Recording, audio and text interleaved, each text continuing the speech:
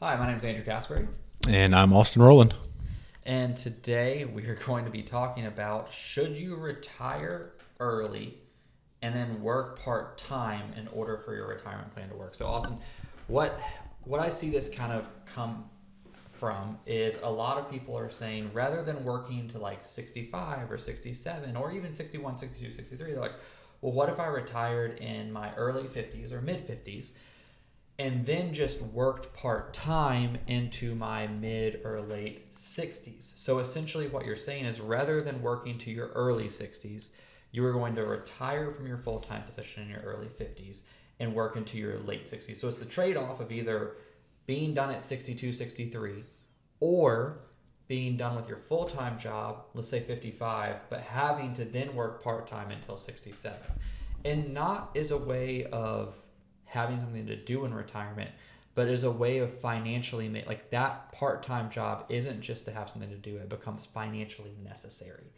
So that's what I wanted to kind of discuss today is that viable? What does that look like? And oftentimes I don't think people fully think through what that part-time position is or what the potential income they could earn is at that point. So with that, what's immediately the first thing that comes to your mind when someone says that to you? Well, to me, it makes a lot of sense for some people who are, they're looking for something to do. But I think what really makes the difference, like you mentioned, is are you doing this for income? Do you need to rely on it as an income source? And when I think about that, and you mention, why not work full time for 2 years instead of part time for 4 or 5 years? It seems to me like you may gain a little bit more flexibility in the work that you're doing, the hours that you work, but overall, you don't get the full flexibility benefit of being 100% retired. So you're not working part-time and taking a 2-week vacation. Mm-hmm. You may work 20 hours a week instead of 40 hours a week, but you're not gaining all of the benefits of retirement. Mm-hmm. You're just maybe slowing down a little bit. And even then, so that idea of slowing down. So when I hear a lot of people talk about it and they say, well, my job is just really stressful. Like I just want to step into a role that's not as stressful. I have seen a handful of individuals successfully do that. Usually they're in sales or they've been with the same company for so long, they've earned the ability for that mm-hmm. company to be like, hey, we'll move you to a part-time position. But like if you're in sales, specifically outside sales for a company, a lot of times, if you've been there for a while, you've built up trust with that customer base, companies will be like, hey, let's take it a few years, train a new internal rep, let them kind of get the feel for it. You can take a step back, and that's a nice transition. But even then, that's not a permanent transition. That's usually like a three-ish year before they're like, hey, we just need to get a new full-time sales rep in. Right.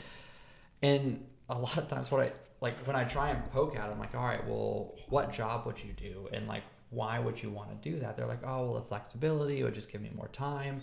But then I need to go to, all right, the types of jobs, one, that are going to be part-time and flexible, have a tendency to be like not your typical 9 to 5 shift. So it's not going to guarantee that you can work mornings, be done by 2:00, have weekends off, have a flexible schedule to see your family. It might be, hey, it's 3 nights a week or it's every other Saturday. And then it becomes, do you want to do that? So first off, it's just from a time standpoint, is can you find a job that actually gives you the flexibility of time that you're looking for? Which again, outside of those 2 or 3 really specific areas, haven't really found. Well, you might be able to find a job that has the flexibility, but then again, does it provide the income? There's not a lot of jobs that are like, here's your really extremely flexible schedule and a great paycheck to come with it. No. Which that gets to the point I was going to bring up is like, so I just did math. $15 an hour. Let's assume you can make $15 an hour. You do 50 weeks out of the year. That is a gross income of $30,000. If you work 40 hours a week, 50 weeks out of the year. So assuming you're taking 2 for vacation, because again, you're doing this to partially retire. So if you're just like, oh, well, I'll travel in there, you'll probably end up working less than that. And you're not doing it to then go from a 50 to 60 hour job week to just continuing to work 50 to 60 hours. So a lot of people will come from 100, 150 plus jobs that, again, with that type of compensation, typically comes with a decent amount more stress. I'm like, I just want to move to something less stressful. Well, if you're not willing to just go into a completely another full-time role in a similar field, but you do want to go part-time, you're like, hey, I just want to leave entirely. It's not like there's just a plethora of these jobs that pay 70, 80, 90 grand that are part-time. If there are jobs like that, that is extremely competitive. And then you have to come to the cold hard fact is, if you're going for one of those jobs and you are 58 and someone is 38 going for that same job, who is the better potential candidate? Right. If you're in the interview, you're like, yeah, I'm partially retired. You're not screaming long-term employee. You're screaming, all right, well, we really need someone for the next 5-10 years. That segues extremely well into my next thought, which was, I feel like this idea often arises when times are really good. Mm-hmm. And so people are like, oh, I have a friend who they're a little bit older than I, and they do this, and I know somebody else who worked part-time here. And it's typically during the time where the economy is doing really well. Mm-hmm. Things are off to a great start in terms of people's careers. But as soon as things start to turn sour, companies are not looking to hold on to those part-time roles that were helping out as much. They need to milk as much productivity out of the workforce they have as possible. So a lot of those part-time roles get moved into an existing full-time. Right. And that's the thing too, is it also operates under the assumption that you are marketable. Like, you as a person are marketable. And if you are looking at, well, I'll just be able to keep this role through 65, 66, 67, because then it comes down like to the need of having to work that long if you are retiring early. Well, you're making the assumption that an employer is still going to want you. Now, there are laws against being essentially discriminatory towards age, but there's also a kind of reality of, if you are going for a role and, again, competing with someone mid-career, it's really easy to justify, well, this was a better fit for our company regardless of age. Right. At that point. And I know both of us have seen cases where you are planning to work, you get a voluntary severance package delivered to you, or I say voluntary package where, hey, step away, and now suddenly, well, I was going to work a few more years, but let me find something part-time, and then nothing above that minimum wage is out there. And then the minimum wage, you're having to deal with too a little bit of a pride issue, where it's, if you've built up a career, you've worked for decades, and then suddenly you are co-workers with 2 high school kids, you have a manager that's another high school kid, and they're asking you to work the 9 p.m. shift on Friday. How viable is that for essentially your ego of being able to do that? Right. And this is not about part-time work at all. This is about needing part-time work, because I think it's a great idea to have a part-time job or some sort of... I have a ton of retirees that do part-time jobs, like a Home Depot, a Walmart, something like that. Not because they financially need it, though, but because they, again, the biggest asset you have in retirement is time, and they love having something to do. They love the social aspect of it. And this isn't a ding on people working part-time. It's a very, like, this is kind of the point we're making, is it's not the easy job that a lot of people are like, oh yeah, I'll just get it because my job's stressful. There's a lot of stress and time management and a lot of things to deal with in those part-time positions. And I think people dramatically overestimate what it takes to do that, or underestimate what it takes to do those at that point. So, but the other thing I see and that I kind of wanted to talk about is just the financial need ultimately. So this is the last point I want to kind of get out on. This is, all right, so let's say you are trying to shoot for 55. I see this a lot with like kind of public safety employees, or like essentially employees that have really physically demanding jobs that are just like, hey, I can't make it to 65 or 62 or 60 with the type of job I'm in, mm-hmm. but I don't necessarily want to have the same really aggressive schedule. And then it becomes a trade-off of, all right, if you were to just try and get there to 60, like, so let's assume you were doing everything you need to do and you were planning for 60, 61. And if you can keep your current job, your current salary, your current savings rates from 60 to 61, you're completely fine. You can retire without needing work. And the difference then becomes, all right, well, if you retired at 55, it's not being able to be clear and done still at 61. It's you, and let's assume you get your income cut in half. So let's assume in this scenario, you can find a part-time job. It does have some flexibility and you can get income that is baseline need.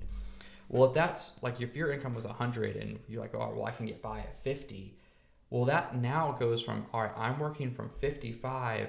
Now it's, I need to work part-time until 65 or 70 or 65, 67, which is adding 6 to 7 more years on what you would have just been able to do till 60. And for a 55-year-old, that might sound really good because you were remarkably tired. You were remarkably overworked potentially. And you were looking at your body and saying, I can't get there. But to a 64-year-old that now is, all right, well, that's been 9 more years. Even the part-time schedule starts to look more and more bleak. And then it becomes, all right, well, now they put another shift on me or XYZ, or we went through a recession and I did lose my job and now I can't even find a part-time job. You are putting a very, very high amount of risk on that job being there for you. As you get progressively older, the likelihood of getting some sort of illness gets progressively higher. The likelihood of us having a recession is almost guaranteed in that long of a time period, which means if you are a part-time worker, the likelihood of you getting laid off is relatively high. You are putting a ton of risk on, all right, well, now I not only need to work into my mid to late 60s, if not later, I need to keep a minimum income of this. And then if that income drops and suddenly those nice half my salary paying jobs aren't there and I do have to go minimum wage, that pushes you from 65, 67 to 70. And because while you're doing this, you drop off at 55, you're not able to save the same way you are. You're maintaining. So essentially you are maintaining so you don't have to pull out of retirement accounts or you have to pull a minimal amount out. So if you stack all of those things, it's not just, oh yeah, well, I'll be able to earn. It's you are taking on substantially more risk that if you can, and I know there's jobs that like it's just physically you can't do it, but if you were able to say, all right, well, 5 years in the grand scheme of things is not that long, and compared to potentially adding on at minimum another 10 and more than likely probably another 12 or 13, that 5 years starts to look a lot smaller. And you can do that with a job you already have some pretty nice kind of equity and stock in, of just being there for a long period of time, knowing what you're doing, and maybe a little bit more job security and the ability to save. Even if you can do that to 58, 59, it shrinks the amount of time that part-time work would do. So I always really recommend and pair this with, like, listen, you can kind of work with the devil you know, rather than the devil you don't for the next 5 years, or you can do the devil you don't for the next 10. And what my fear is there's that, essentially that chapter in The Hobbit of like out of the frying pan into the fire, where it's like you don't want to jump out of the frying pan and jump into the fire and then be in the fire for 10 years when you could just be in the frying pan for 5 more. So I always really caution people, just look at that from that picture and really think through it, because it can be something that is, one, almost impossible to reverse, but 2, can be really damaging to your long-term outlook because you're now accepting a lot of risk that's no longer in your control at that point. So it's just, it makes it a really, really hard decision. But it does require, I think, a lot of planning around, all right, what is the possible break even? And if it is something where, hey, 5 years, just if it's a physical job and you're like, hey, my knees literally will not make it, or my back literally will not make it. All right, what do we need to do then to really, really ramp up those savings to hedge as much of that?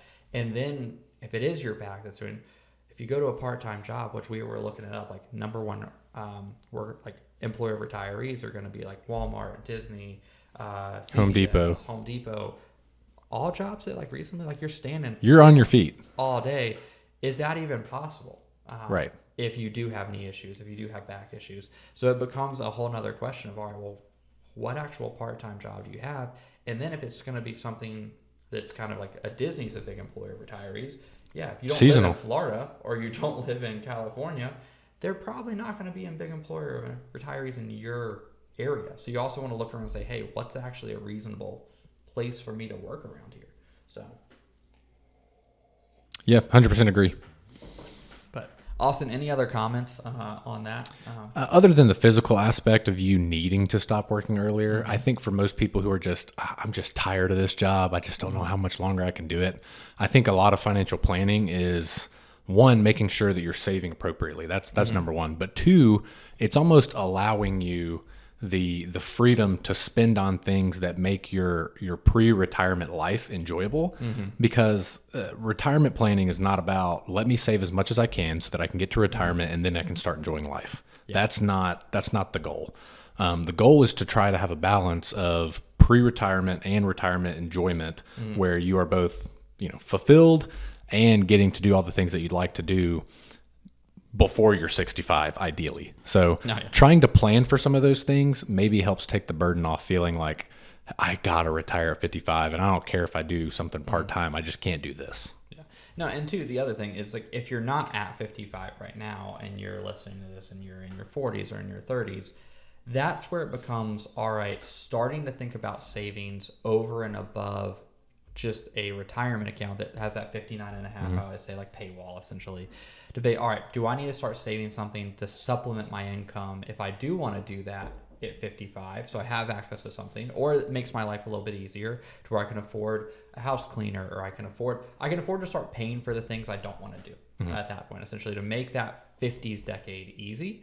The other thing is just put some dividends into your physical health, because that's the big one I see a lot, is people just did everything financially correctly, and it's the physical health aspect where they're just overwhelmed in that 50s decade. Is just start putting not just equity away financially, but start really focusing on that financial health side so that you can actually physically enjoy the retirement picture and the 50s picture, and not just be dog tired and not just be hurting into your 50s and 60s. Yeah, so that's really it's good. something that if you can pay those dividends early, it works out really well. But thanks for listening. Check out all our other videos, and hope you have a great morning, afternoon, or evening, depending on when you watch it. So, see ya.